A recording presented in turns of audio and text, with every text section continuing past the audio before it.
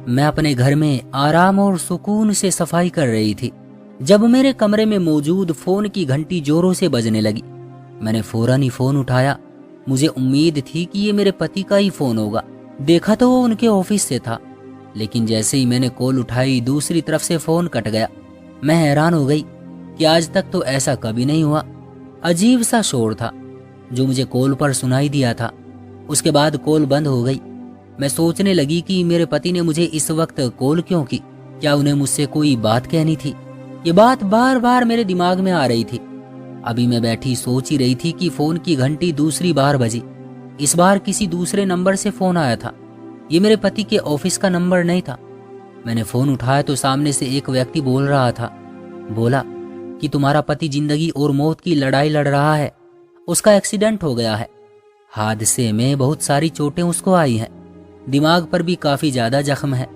जल्दी से अस्पताल आ जाइए, वरना आपके पति की जान को काफी खतरा है। हो सकता है वो इस दुनिया में ज्यादा देर ना रहे, आकर उनके साथ कुछ आखिरी पल गुजार ले। ये खबर अचानक जब मुझे सुनने को मिली तो मेरा दिल कांप उठा। भले ही मेरा पति मेरे लिए कोई इतना अच्छा इंसान नहीं था, लेकिन फिर भी उसकी मृत्यु की खबर सुनकर मेरे तो जैसे रोंगटे खड़े हो गए। दुनिया घूमती हुई महसूस हुई थी मुझे। मेरे पति ने मुझसे 3 साल पहले लव मैरिज की थी।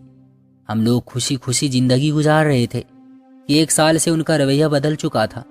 मैंने सोचा था कि मैं अपने पति की हमेशा मदद करूंगी, उनका कहा मानूंगी, पर वो सारे ख्वाब चकनाचूर हो चुके थे। आज जब मैंने अपने पति की मृत्यु की खबर सुनी तो मेरा दिल उसी तरह धड़का जैसे पहली बार उन्हें देखकर धड़का था, लेकिन अब की बार परेशानी में दिल धड़क रहा था। मैं फोन से पहले गाड़ी करने के बाद अस्पताल पहुंची। मैं एक टैक्सी में आई थी। टैक्सी वाले को किराया भी नहीं दिया और अंदर चली आई। मेरी परेशानी को समझते हुए उसने भी कुछ नहीं कहा। जैसे ही मैं अस्पताल के वार्ड में पहुंची, मुझे नर्स ने बताया कि आपके पति आईसीयू में है। आप भी सोच रहे होंगे कि अस्पताल वाले मुझे कैसे जानते होंगे। दरअसल मेरे पति खुद एक डॉक्टर थे। वो अस्पताल में ही नौकरी करते थे। हमें तो कोई भी काम होता तो मैं अपने पति को ही बताती थी, लेकिन आज जो हुआ था उसने मुझे बहुत परेशान कर दिया था। आज तो वो खुद भी अपने लिए कुछ नहीं कर सकते थे। डॉक्टर तो थे, मगर अपने लिए डॉक्टर कुछ नहीं कर सकता। मैं आईसीयू में गई तो देखा कि मेरा पति वहां पट्टियों में लिपटा पड़ा है। उसे देखकर लगता था कि जैसे मेरे पति ने मुझे कभी हंसकर देखा ही ना हो। इतनी उदासी उनके चेहरे पर छाई हुई थी। मैं वहां बैठी ही थी। मैंने नर्स से पूछा कि उनको कितनी देर लगेगी ठीक होने में। नर्स ने बताया कि इनको काफी वक्त चाहिए ठीक होने में, और वक्त के साथ पैसा और ऑपरेशन भी। मैंने हैरत से नर्स की तरफ देखा तो बोली, जी मैडम, इसके लिए तो कम से कम 25 लाख की जरूरत है। आपको 25 लाख रुपए लाने होंगे, तभी इनका इलाज मुमकिन हो पाएगा, वरना बड़े डॉक्टर इनका इलाज कभी नहीं करेंगे। ये सुनकर मेरा दिल परेशान हो गया। मैंने सोचा कि अब क्या करूंगी। फिर दिल में ख्याल आया कि घर में मेरे जेवरात भी हैं, उनको बेचकर अगर मैं पैसे ले आऊं तो हो सकता है कि मेरे पति की जान बच जाए। मैंने नर्स से बात की तो बोली, मैडम आप अभी घर जाएंगी, जेवरात को बेचेंगी, फिर पैसे लेकर आएंगी। हमें फौरन पैसे की जरूरत है। वैसे आप कोशिश करके देख लें, अगर आपके जेवरात इतनी जल्दी बिक सकते हैं तो आप उन्हें बेचकर अस्पताल में कुछ पैसे एडवांस जमा करवा दें। ऑपरेशन शुरू हो जाएगा, बाकी पैसे आप ऑपरेशन के बाद दे सकती हैं। मैंने नर्स की बात पर उसका धन्यवाद किया और वहां से भागते हुए अपने घर आई। घर आकर मैंने वो सारे जेवरात जो मेरे पति ने मुझे दिए थे उठाकर सुनार की दुकान पर ले जाकर उसे दिखा दिए, और उसने कहा कि इन सब जेवरात के पैसे तो 5 लाख भी नहीं बनते। मेरे सर पर तो एक और आसमान आ गिरा था। हे भगवान, अब मैं 25 लाख कहाँ से लाऊंगी? ये सोच मुझे दोबारा उसी नर्स के पास ले गई। मैंने कहा कि मैंने वो 5 लाख का बंदोबस्त कर लिया है, आप बाकी के पैसों के लिए इंतजार करें। मैं अपनी जमीन बेचूंगी, उसके बाद ही अस्पताल के पैसे दे सकूंगी। मेरे पति डॉक्टर हैं, कम से कम उनकी सेवा का इतना तो मान रख लें कि उनका इलाज शुरू कर दें। नर्स ने कहा कि इलाज तो हम शुरू कर देंगे, लेकिन आप ऐसा करें कि जिस डॉक्टर को आपके पति का ऑपरेशन करना है आप एक बार उनसे मिल लें, ताकि अगर उन्होंने आपको कोई जरूरी बात बतानी हो तो बता दें। वैसे वो आपके पति का ऑपरेशन फ्री में भी कर सकते हैं, लेकिन उसकी कुछ शर्तें हैं। ये सुनकर मैं डर गई, लेकिन फिर भी सर्जन डॉक्टर जिसको मेरे पति का ऑपरेशन करना था, मैं उसके कमरे में चली गई। मुझे देखते ही डॉक्टर की आंखों में चमक आ गई। मैंने कहा कि डॉक्टर साहब, आपको ऊपर वाले का वास्ता, आप मेरे पति का इलाज कर दीजिए। ऐसा ना हो कि मैं जिंदगी भर पछताती रह जाऊं। मैं अपना सब कुछ बेचने को तैयार हूं, आप बस उनका ऑपरेशन शुरू कर दें। सर्जन डॉक्टर मुझे देखकर हंस पड़ा और बोला, मुझे आपकी जान नहीं चाहिए। अगर आप मेरी बात मान सकती तो वो ज्यादा अच्छा होगा मेरे लिए। मैं उसकी बात सुनकर उसे हैरत से देखने लगी। कि कैसी बात? मैंने उलझे हुए चेहरे के साथ पूछा। बच्ची तो आप भी नहीं है। अगर मैं आपसे कहूं कि आपको मेरे घर चलना है तो क्या आप चलेंगी? आप ये कैसी बातें कर रहे हैं? आपको मैं इस तरह की औरत लगती हूं? मैं ऐसा कभी सोच भी नहीं सकती। सर्जन डॉक्टर अपनी सीट से खड़ा हो गया। तो फिर ठीक है, आपका जो दिल चाहे आप करें। मैं तो आपके लिए तभी कुछ कर सकता हूं जब आप मेरी बात माने। मेरी आंखों से आंसू निकलने लगे। उसने मुझे नफरत से देखा और बोला, तुम्हें मेरे घर चलना होगा, तभी मैं तुम्हारे पति का ऑपरेशन कर पाऊंगा। मैंने उसकी बात मान ली। मेरे पास और कोई चारा भी नहीं था। मैं बहुत मजबूर हो गई थी। मैंने कहा, ठीक है, तुम मुझे अपने घर ले चलो, जहां मर्जी ले जाओ, लेकिन मेरे पति को ठीक कर दो। उसने कहा, ठीक है, मैं अपने ड्राइवर को भेजता हूँ, वो तुम्हें मेरे घर ले जाएगा। इधर मैं तुम्हारे पति का ऑपरेशन कर दूंगा। शाम को घर आकर तुमसे बात करता हूँ। उसकी बात सुनकर मुझे डर भी लगा। मैं चाहती थी कि अपने पति के ऑपरेशन के वक्त मैं उसके पास ही रहूं, लेकिन मुझे डॉक्टर्स ने अंदर नहीं जाने दिया। यूं मुझे कहा गया कि मैं अब डॉक्टर रंजीत के घर जाऊं। उनका ड्राइवर बाहर ही खड़ा था। मैं डरते डरते डॉक्टर रंजीत की गाड़ी में बैठ गई। ड्राइवर मुझे गाड़ी में बैठते ही पूछने लगा, क्या आप डॉक्टर साहब की पत्नी है? उसने मेरे पति का नाम लिया। मैंने हाँ में सर हिला दिया। बोला कि फिर तो आपको पता होगा कि आपको डॉक्टर रंजीत ने यहाँ क्यों बुलाया है। मैंने कहा, जी हाँ, मुझे पता है, उनको मुझसे कोई बात करनी है। वो हंसने लगा और बोला, हाँ, बात ही करनी होगी। उसकी बातों से मैं बहुत डर रही थी। तो क्या डॉक्टर रंजीत ने ये जाल पहले से ही बिछाया हुआ था? मेरे दिल में अजीब अजीब ख्याल आने लगे, पर मुझे ये नहीं मालूम था कि डॉक्टर रंजीत इतनी इज्जत से मुझे अपने घर क्यों लेकर जा रहे थे। अगर उसकी नीयत खराब होती तो वो मुझे कहीं और भी बुला सकते थे। बहरहाल मैंने देखा कि उनके घर का दरवाजा खुला। किसी औरत ने दरवाजा खोला। मैं गाड़ी से उतरी तो उस औरत ने मेरा स्वागत किया। वो बोली कि मैं डॉक्टर रंजीत की पत्नी हूँ। एक पल को दिल चाहा कि मैं इसे सब कुछ बता दूं कि तुम्हारे पति ने मुझसे क्या फरमाइश की है, पर मैं चुप रही कि कहीं डॉक्टर रंजीत इस झगड़े की वजह से मेरे पति का इलाज रोक न दे। वैसे भी मेरे पति के इलाज के लिए बहुत ज्यादा पैसे मांगे गए थे। अगर मैं ये बातें इसे बता देती तो मैं पैसे देने के बावजूद भी अपने पति का इलाज नहीं करा सकती थी। पर डॉक्टर की पत्नी ने यह बात खुद ही बोल दी, मैं जानती हूँ कि तुम यहाँ क्यों आई हो, मुझे तुम पर अफसोस है। वो औरत ये कहकर वहां से चली गई। मैं सोचने लगी कि कैसी औरत है, इसे अपने पति की इतनी बड़ी बात पता है और ये खामोश है। इसने मेरा साथ देने की बजाय अपने पति का साथ दिया। इस बात ने मुझे बहुत परेशान किया। मैं सोचने लगी कि ये पति पत्नी तो दोनों ही बेगैरत हैं।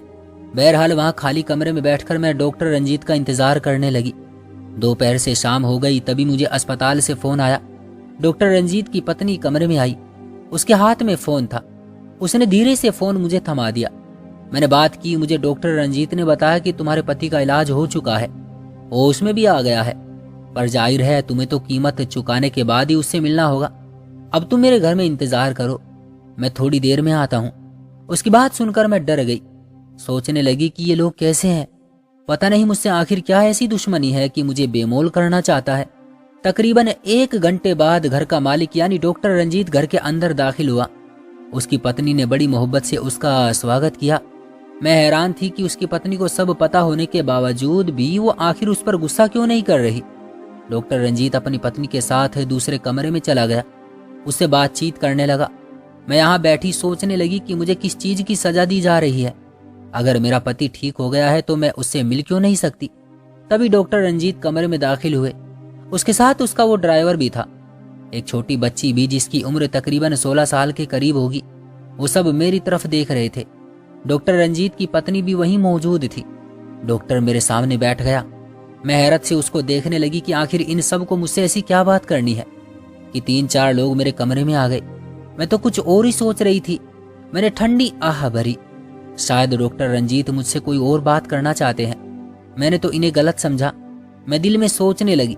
तभी डॉक्टर रंजीत बोला, देखिए बहन, आप सोच रही होंगी कि मैंने आपको घर में क्यों बैठा रखा है, पर इसकी भी एक वजह है और मैं आपको जब तक पूरी बात बता नहीं दूंगा तब तक आपको भी समझ नहीं आएगी। आपको मैं ही जालिम लगूंगा। आपको लगेगा कि आप पर बहुत बड़ा जुल्म हो गया है, डॉक्टर रंजीत ने बड़ी तमीज से कहा। उसके बाद बात करना शुरू की। ये उस वक्त की बात है जब मैं अपने गांव से आया। मैंने यहाँ पर नए नए दोस्त बनाना शुरू किए। उनमें एक मोहन भी था, यानी कि तुम्हारा पति, डॉक्टर रंजीत ने बड़े अच्छे अंदाज में कहा। फिर मैं उसका दोस्त बन गया। हम दोनों ने मेडिकल का टेस्ट एक साथ ही दिया। दोनों पास करके मेडिकल कॉलेज में जाने लगे। एक दिन मुझे मोहन बहुत परेशान लगा। मैंने वजह पूछी तो बोला मेरे बाबा की डेथ हो गई है। ये बात सुनकर मैं हैरान था कि मोहन चुपचाप उस वक्त शहर में ही बैठा हुआ था। उसे तो इस वक्त गांव होना चाहिए था। वो बोला कि मेरे पास तो गांव जाने के भी पैसे नहीं है। मुझे उन लोगों ने कहा है कि शहर से फौरन गांव पहुंचो। मैं मोहन की हालत पर बड़ा तरस खाने लगा। उसको पैसे दिए। पैसे लेकर वो फौरन गांव चला गया। गांव जाने के एक हफ्ते बाद जब वो वापस आया तो बहुत टूटा हुआ था। वो बोला कि बाबा तो बहुत जल्द मुझे छोड़कर चले गए, लेकिन अब उनके जाने के बाद मेरे सारे ख्वाब भी अधूरे रह जाएंगे। मेरी पढ़ाई अधूरी रह जाएगी क्योंकि मेरे पास हॉस्टल में रहने के भी पैसे नहीं है, ना ही किताबों का खर्चा मेरे पास है। मैं क्या करूंगा? मेरे दोस्त, लगता है कि मुझे बस तुम्हें छोड़कर यहाँ से वापस जाना होगा। मोहन ने इतनी दुखी बातें की कि मैं भी परेशान हो गया। मैंने कहा, मोहन, तुम्हें इस सब के लिए फिक्र करने की जरूरत नहीं है। तुम्हारा दोस्त किस लिए है? तुम मेरे घर चलो, मैं तुम्हें अपने घर में जगह दूंगा। तुम वहीं पर रहना और पढ़ने जाया करना। जब तुम्हें पता लग जाएगा कि ये शहर कैसा है, फिर तुम छोटे मोटे ट्यूशन पढ़ाकर अपने खर्चे उठा लेना। जब डॉक्टर बन जाओगे तो उसके बाद तो तुम्हारी जिंदगी वैसे भी सेट हो जाएगी। यूं मोहन ने मेरी बात मान ली और वो मेरे घर आकर रहने लगा। पर जैसे ही मैं मोहन को घर लेकर आया, मेरे बाबा गुस्सा हो गए। बोले कि मुझसे अकेले में बात करो। मैं बाबा की बात सुनने के लिए गया। बोले, बेटा, तुम्हें शर्म नहीं आती? घर में तुम्हारी जवान बहनें हैं, इस लड़के को यहाँ पर रहने के लिए ले आए हो। अभी इस घर में रहेगा तो मेरी बेटियां कहाँ जाएंगी? बाबा की बात सुनकर मैंने अपना सर झुका लिया। फिर कहा कि बाबा, अगर मेरा दोस्त एक बार भी आपको कमरे से बाहर बगैर जरूरत दिखाई दिया तो आप बेशक उसे निकाल दीजिएगा। पर इसके बाबा की मृत्यु हो गई है, अभी ये बहुत परेशान है। इसके पास रहने के पैसे नहीं है, थोड़े दिनों बाद चला जाएगा बेचारा। बाबा ने मुझे इजाजत दे दी कि ठीक है, तुम इसे कुछ समय यहाँ रख लो, पर इससे ज्यादा नहीं। मैं मोहन के साथ रहने लगा। एक दिन शाम का वक्त था। मैं किसी काम से बाहर गया हुआ था। जैसे ही मैं घर में पहुंचा, मुझे घर में लड़ाई झगड़े की आवाज सुनाई दी। मैंने देखा मेरे घर वाले मोहन से लड़ रहे थे। माँ मोहन से कह रही थी कि तुम मेरे घर से निकल जाओ। ये सब देखकर मैं बहुत हैरान हुआ। मुझे माँ की सोच पर बड़ा अफसोस हुआ कि वो एक बेसहारा लड़के को घर से निकाल रही है। मोहन ने मुझे शिकवा भरी निगाहों से देखा पर बोला कुछ नहीं। मेरी माँ ने बताया कि ये घर की नौकरानी से छेड़छाड़ कर रहा था। वो इसको चाय देने के लिए इसके कमरे में गई तो उसका हाथ पकड़ लिया और बोला कि मेरे साथ बैठकर बातें करो। भला ये कोई तरीका है? अगर ये आज हमारी नौकरानी का हाथ पकड़ सकता है तो कल को हमारी बच्चियों के साथ भी। बस ये लड़का बिल्कुल ठीक नहीं है। माँ की बातें सुनकर मैंने सर पकड़ लिया। जरूर भावना ने माँ को भड़काया होगा क्योंकि उसे घर में थोड़ा ज्यादा काम करना पड़ रहा है। इसी सोच ने मेरे दिल में भावना के खिलाफ नफरत भर दी। सोचा कि कितनी बुरी औरत है जो एक आदमी का खाना फालतू नहीं पका सकी।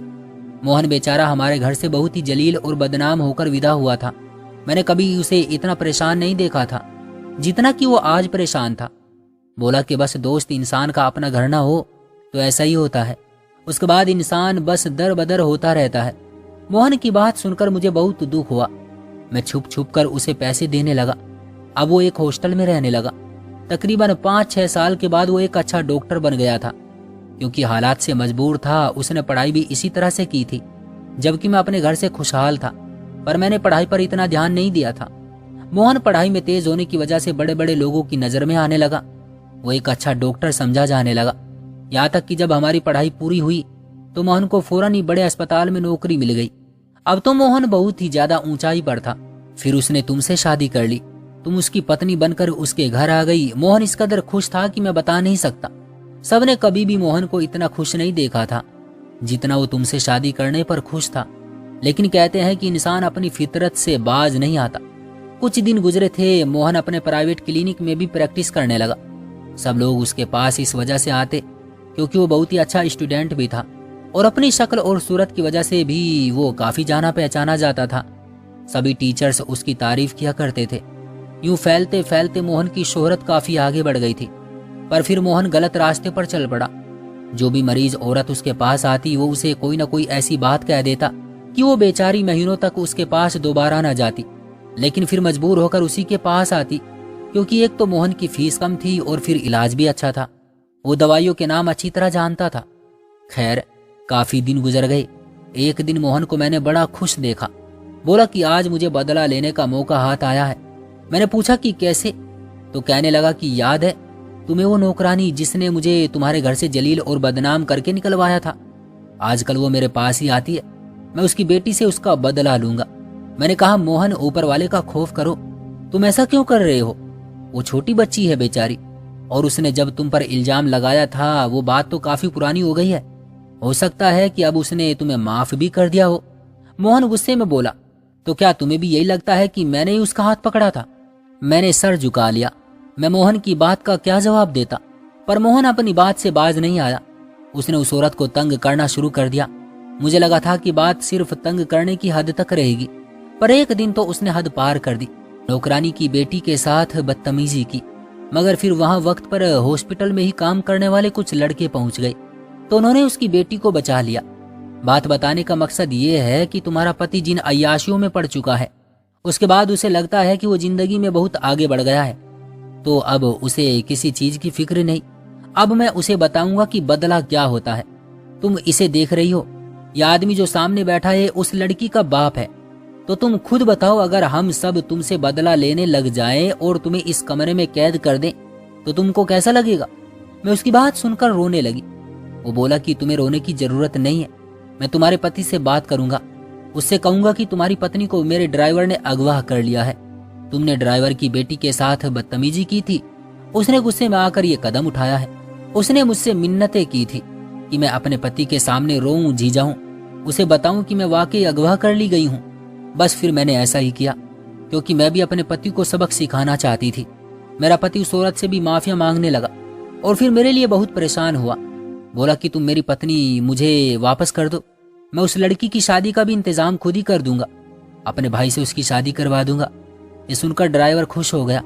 उसने कहा कि ठीक है, तुम पहले शादी करवाओ, यानी शादी की बात करो, उसके बाद मैं तुम्हारी पत्नी को छोड़ दूंगा। क्योंकि डॉक्टर मोहन यानी मेरा पति उस लड़की के चरित्र पर दाग लगा चुका था। अब उसके लिए बहुत मुश्किल था कि वो कहीं बया ही जाती, तो उसने इसी रास्ते को चुन लिया। मोहन ने वाकई अपने छोटे भाई यानी मेरे देवर के साथ उस लड़की की शादी करवा दी। अपने पति को मैंने भी बहुत बुरा भला कहा। मैं तो समझी थी कि ये लोग मेरे साथ बहुत बुरा व्यवहार करेंगे, पर इन्होंने सिर्फ मेरे पति को सबक सिखाने के लिए मुझे थोड़ी देर इस कमरे में बंद किया था। रही बात मेरे पति की, तो ना ही उसको चोट आई थी और ना ही कुछ और हुआ था। मोहन को बुखार की वजह से आईसीयू में जाना पड़ा। इन लोगों ने मुझे डरा धमकाकर एक ऐसी जगह पहुंचा दिया जहां मेरे पति के लिए पहुंचना नामुमकिन था। मेरे पति को लगा मैं वाकई अगवा हो गई हूँ। इधर मुझे लगा कि मेरा पति जिंदगी और मौत की लड़ाई लड़ रहा है, वरना शायद ना ही मैं सबक सीखती और ना ही मेरा पति। मैंने सबक सीखा कि मैं अपने पति को सही और गलत की तमीज सिखाऊंगी, उसे कभी भी बुरे रास्ते पर नहीं चलने दूंगी। और मेरे पति ने यह सीखा कि जिंदगी में कभी भी किसी को बेबस और मजबूर समझकर उसका नाजायज फायदा नहीं उठाना चाहिए। क्यों दोस्तों, क्या ख्याल है आपका इस कहानी के बारे में? कमेंट बॉक्स में हमें जरूर बताइएगा। वीडियो को लाइक कर दीजिए और चैनल को सब्सक्राइब कर लीजिएगा। मिलते हैं अगली वीडियो में, तब तक के लिए धन्यवाद।